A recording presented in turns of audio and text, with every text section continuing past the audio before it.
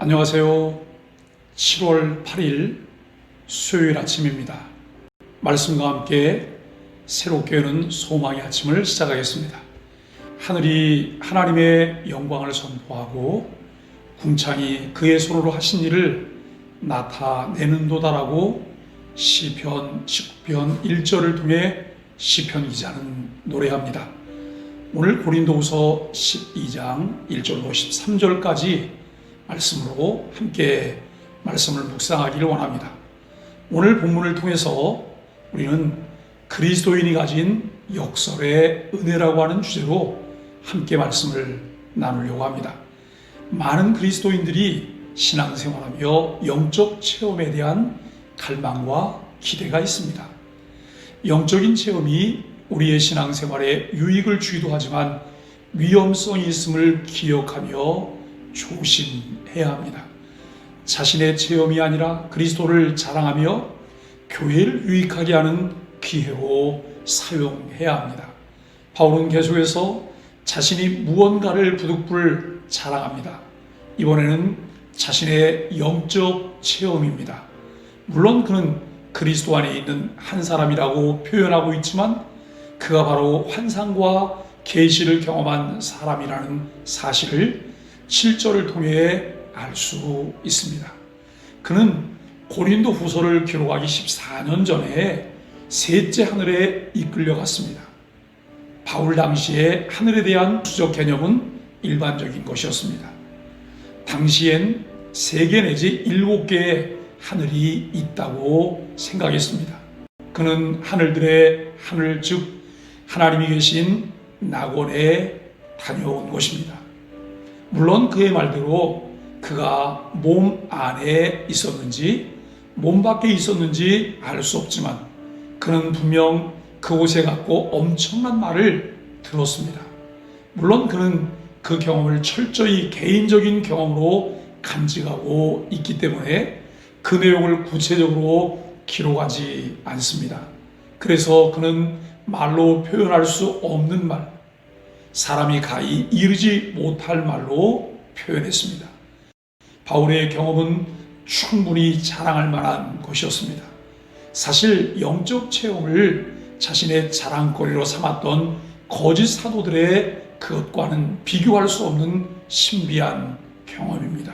그러나 그는 오히려 자신들을 위해 약한 것들 외에는 자랑하지 않겠다고 선언하였습니다. 그 이유는 이렇습니다. 그러나 누가 나를 보는 바와 내가 내게 듣는 바에 지나치게 생각할까 두려워하여 그만두노라 라고 6절에서 말합니다. 그는 자신의 영적 체험이 언제든 자신을 높이는 도구가 될 수 있다는 사실을 알고 있었습니다. 마틴 루터는 사람은 자기 안으로 굽는 존재라고 했습니다.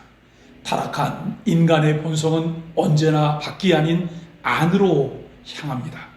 이 지독한 자기 중심성이 죄의 본질인 것이죠. 그러기에 우리는 하나님이 은혜로 베풀어 주신 선도, 자신의 영광을 높이는 악으로 바꾸는 데 능한 사람들입니다.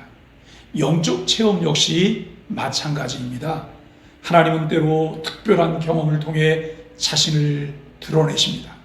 하나님의 일하심으로 하나님께서 자신을 나타내시는 것인데 스스로를 높이는 자랑으로 사용되기도 한다는 말씀이죠. 영적 체험이 자신의 정체성을 규정하는 것은 아닙니다. 그러나 우리는 내가 이런 사람이야 라는 생각으로 은연중에 자기를 과시합니다. 바울 역시 그럴 수 있는 사람이었습니다. 그래서 하나님은 그의 육체에 가시를 주셨습니다.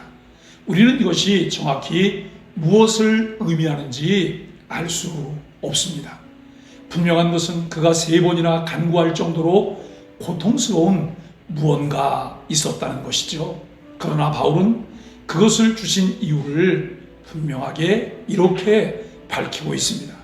너무 자만하지 않게 하시려고 7절에서 말씀하고 있고 그는 내 은혜가 내게 족하도다.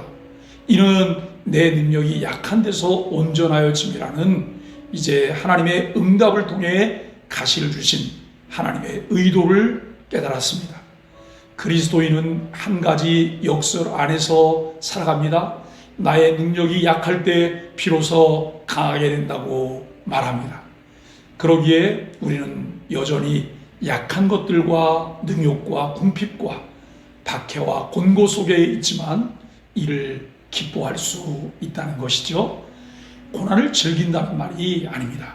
우리가 자신의 약함을 기뻐하며 자랑할 수 있는 것은 그리스도의 능력이 우리의 삶에 머물기 때문이라는 것입니다. 오직 그리스도를 위하여, 그리스도의 능력으로 인하여 우리는 신앙의 능력주의와 세속적인 승리주의를 벗어날 수 있습니다. 그러므로 우리의 자랑은 영적 체험이 아닌 우리의 능력이신 그리스도입니다. 자랑하는 자는 주 안에서 자랑할지니라라고 고린도후서 10장 17절이 말씀하고 있습니다. 인생의 고난은 또 다른 하나님의 선물일 수도 있습니다. 왜냐하면 우리의 모든 저주와 고난을 그리스도께서 다 지셨기 때문입니다. 그리스도께서 모든 저주를 받으시고 나무에 달려 돌아가시지 않았나요? 이제 우리에게 고난은 실패의 상징이 아니라 성숙의 상징이 될 수 있습니다. 연약함 속에 있어도 주님을 바라보십시오. 내가 약할 그때 곧 주님의 강하심이 나타난다고 하는 것을 확신하며 오늘도 주님을 의지하고 주와 함께 걸어갈 수 있게 되기를 주님의 이름 간절히 축복합니다. 우리 함께 기도하겠습니다. 예수 그리스도를 자랑해야 할 이유를 깨닫게 하시고 그리스도를 자랑하게 하소서. 약할 때 강함 되시는 주님을 깊이 경험하며 주를 의지하는 삶을 살게 하소서. 여러분 성경학교와 수련회를 준비하는 교육기관과 교사들에게 은혜를 주소서. 함께 기도하겠습니다.